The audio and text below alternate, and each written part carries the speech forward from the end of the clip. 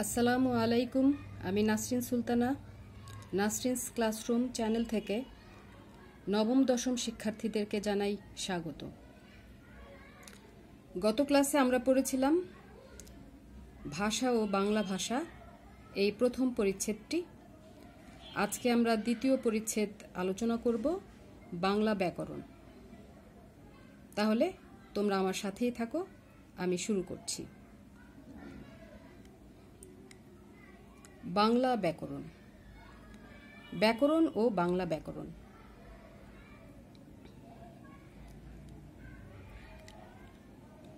ব্যাকরণে ভাষার স্বরূপ ও প্রকৃতি নিয়ে আলোচনা করা হয়। ধ্বনি, শব্দ, বাক্য ইত্যাদি বিশ্লেষণের মাধ্যমে ভাষার মধ্যকার সাধারণ কিছু বৈশিষ্ট্য খুঁজে বের করা ব্যাকরণের কাজ। ব্যাকরণ গ্রন্থে এসব বৈশিষ্ট্যকে সূত্রের আকারে সাজানো হয়ে থাকে। তাহলে যে বিদ্যা শাখায় বাংলা ভাষার স্বরূপ ও প্রকৃতি বর্ণনা করা হয় তাকে বাংলা ব্যাকরণ বলে। ব্যাকরণের কাজ হচ্ছে ধ্বনি, শব্দ এবং বাক্য নিয়ে আলোচনা করা। প্রথম বাংলা ব্যাকরণ প্রকাশিত হয় 1743 সালে পর্তুগিজ ভাষায়। এর লেখক ছিলেন মানুয়েল দা আসুমসাও। তার বাংলা পর্তুগিজ অভিধানের ভূমিকা অংশ হিসাবে তিনি এটি রচনা করেছিলেন। এরপর 1778 সালে প্রকাশিত হয় নাথানিয়েল ব্রাসি হেলহেড প্রণীত ইংরেজি ভাষায় রচিত পূর্ণাঙ্গ একটি বাংলা ব্যাকরণ। বইটির নাম ছিল a grammar of the Bengal language. এটি ইংরেজি ভাষায় বাংলা ব্যাকরণ। 1801 সালে উইলিয়াম ক্যারি এবং 1826 সালে রামমোহন রায় ইংরেজি ভাষায় আরও দুটো উল্লেখযোগ্য বাংলা ব্যাকরণ রচনা করেন। এ দুটিও ছিল ইংরেজি ভাষায়। উইলিয়াম ক্যারি 1801 সালে, 1826 সালে রামমোহন রায়। 1833 সালে প্রকাশিত রামমোহন রায়ের গৌড়ীয় ব্যাকরণ বাংলা ভাষায় রচিত প্রথম বাংলা ব্যাকরণ। 1833 সালে প্রকাশিত হয় রামমোহন রায়ের গৌড়ীয় ব্যাকরণ নামে বাংলা ভাষায় রচিত প্রথম বাংলা ব্যাকরণ। ব্যাকরণের আলোচ্য বিষয়।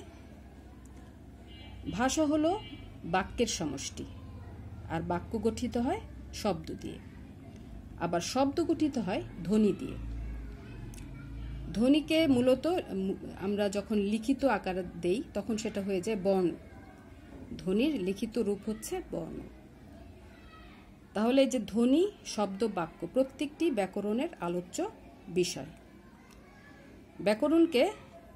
ব্যাকরণের যে 4টি আলোচ্য বিষয় রয়েছে, এই আলোচ্য বিষয়গুলো হচ্ছে ধ্বনিতত্ত্ব, রূপতত্ত্ব যার অপর নাম শব্দতত্ত্ব, বাক্যতত্ত্ব এবং অর্থতত্ত্ব। তাহলে ব্যাকরণের আলোচ্য বিষয় হচ্ছে 4টি: ধ্বনিতত্ত্ব, রূপতত্ত্ব, বাক্যতত্ত্ব ও অর্থতত্ত্ব। ধ্বনিতত্ত্ব। ধ্বনিতত্ত্বের আলোচ্য বিষয় হচ্ছে ধ্বনি সংক্রান্ত সবকিছু। লিখিত ভাষায় ধ্বনিকে যেহেতু বর্ণ দিয়ে প্রকাশ করা হয়, তাই বর্ণমালা সংক্রান্ত যত কিছু আছে সবকিছু ধ্বনিতত্ত্বে আলোচিত হয়। ধ্বনিতত্ত্বের মূল আলোচ্য বিষয় হচ্ছে বাকযন্ত্র, যে প্রত্যঙ্গের মাধ্যমে আমরা ধ্বনি সৃষ্টি করি। সেই বাকযন্ত্রের উচ্চারণ প্রক্রিয়া, কোন কোন জায়গা থেকে ধ্বনিগুলো উচ্চারিত হয়, ধ্বনির বিন্যাস, স্বর এবং ব্যঞ্জন ধ্বনির বৈশিষ্ট্য, ধ্বনিদল প্রভৃতি ধ্বনিতত্ত্বে আলোচিত হয়। রূপতত্ত্ব। রূপতত্ত্বে শব্দ ও তার উপাদান নিয়ে আলোচনা করা হয়। এই আলোচনায় বিশেষ্য, সর্বনাম, বিশেষণ, ক্রিয়া বিশেষণ ইত্যাদি স্থান পায়। বিশেষ গুরুত্ব পায় শব্দ গঠন প্রক্রিয়া। কিভাবে শব্দ গঠিত হয় তা রূপতত্ত্বে আলোচিত হয়। বাক্যতত্ত্ব। বাক্যতত্ত্বে বাক্য নিয়ে আলোচনা করা হয়। বাক্যের নির্মাণ এবং এর গঠন বাক্যতত্ত্বের মূল আলোচ্য। বাক্যের মধ্যে পদ ও বর্গ কিভাবে বিন্যস্ত থাকে বাক্যতত্ত্বে তা বর্ণনা করা হয়। এছাড়া এক ধরনের বাক্যকে অন্য ধরনের বাক্যে কিভাবে রূপান্তর করা হয়, বাক্যের বাচ্য, উক্তি ইত্যাদি বাক্যতত্ত্বের আলোচ্য বিষয়। কারকের বিশ্লেষণ, বাক্যের যোগ্যতা, বাক্যের উপাদান লোপ, যতিচিহ্ন প্রভৃতি বাক্যতত্ত্বে আলোচিত হয়ে থাকে। আরেকটি আছে, সেটা হচ্ছে অর্থতত্ত্ব। ব্যাকরণের যে অংশে শব্দ, বর্গ ও বাক্যের অর্থ নিয়ে আলোচনা করা হয় সে অংশের নাম হচ্ছে অর্থতত্ত্ব। একে বাগার্থতত্ত্ব বলা হয়। বিপরীত শব্দ, প্রতিশব্দ, শব্দজোড়, বাগধারা প্রভৃতি বিষয় অর্থতত্ত্বের অন্তর্ভুক্ত। এছাড়া শব্দ, বর্গ ও বাক্যের ব্যঞ্জনা নিয়েও ব্যাকরণের এই অংশে আলোচনা করা হয়ে থাকে। তাহলে বাংলা ব্যাকরণে ধ্বনিতত্ত্ব, রূপতত্ত্ব, বাক্যতত্ত্ব, অর্থতত্ত্ব এই চারটি বিভাগ তাদের নিজ নিজ ক্ষেত্রে বিভিন্ন বিষয় নিয়ে আলোচনা করে থাকে। অনুশীলনের কিছু প্রশ্ন আছে যেগুলো খুবই গুরুত্বপূর্ণ। বইয়ের লাইন বাই লাইন পড়তে হবে এবং অনুশীলনের যে প্রশ্নগুলো আছে সেগুলোকে সমাধান করে তার উত্তর বের করে পড়তে হবে। 1 নম্বরে আছে ভাষার প্রকৃতি নিয়ে আলোচনা করে ব্যাকরণ। 2 বাংলা ব্যাকরণ প্রথম প্রকাশিত হয় কত খ্রিস্টাব্দে? 1778। ইংরেজি ভাষায় লেখা প্রথম বাংলা ব্যাকরণের রচয়িতাকে? Nathaniel Brassey Halhed. গৌড়ীয় ব্যাকরণের রচয়িতাকে? রামমোহন রায়। ভাষার ক্ষুদ্রতম উপাদান কোনটি? ধ্বনি। বাকযন্ত্র ব্যাকরণের কোন অংশে আলোচ্য বিষয়? ধ্বনিতত্ত্ব। শব্দের অর্থ ও অর্থবৈচিত্র্য নিয়ে আলোচনা করে অর্থতত্ত্ব। নিচের কোনটি রূপতত্ত্বের আলোচ্য বিষয়? শব্দ গঠন। 9 নম্বর বাচ্য ও উক্তি ব্যাকরণের কোন শাখায় আলোচিত হয়? বাক্যতত্ত্বে। শব্দ গঠন নিয়ে আলোচনা করা হয় রূপতত্ত্বে। এছাড়াও আরো কিছু অবজেক্টিভ রয়েছে।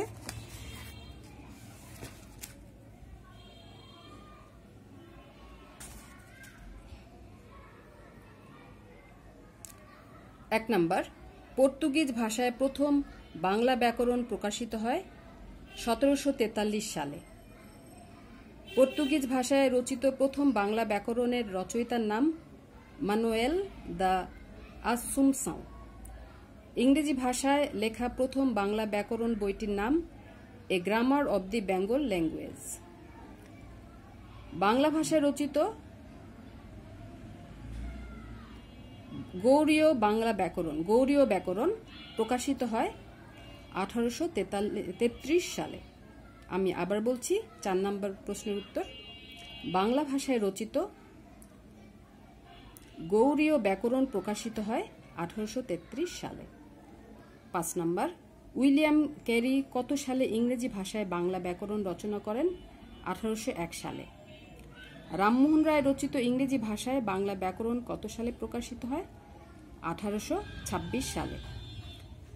যে বিদ্যাশাখায় বাংলা ভাষার স্বরূপ এবং প্রকৃতি বর্ণনা করা হয় তাকে বলে বাংলা ব্যাকরণ। এই হচ্ছে তোমাদের বাংলা ব্যাকরণ দ্বিতীয় পরিচ্ছেদের বাংলা ব্যাকরণ অংশ। আশা করি তোমরা আমি যে নৈর্ব্যক্তিকগুলো দাগিয়ে দিয়েছি সেগুলো পড়বে, অনুশীলনের উত্তর পড়বে এবং বইটি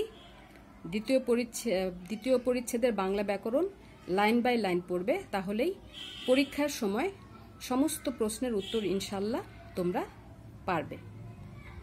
তাহলে আজকে এ পর্যন্তই। আমার সাথেই থাকো। আমার চ্যানেলটি নাসরিনস ক্লাসরুম, এই চ্যানেলটি, শিক্ষা চ্যানেলটি সাবস্ক্রাইব করো, শেয়ার করো, লাইক করো। সবাই ভালো থাকো। আল্লাহ হাফেজ।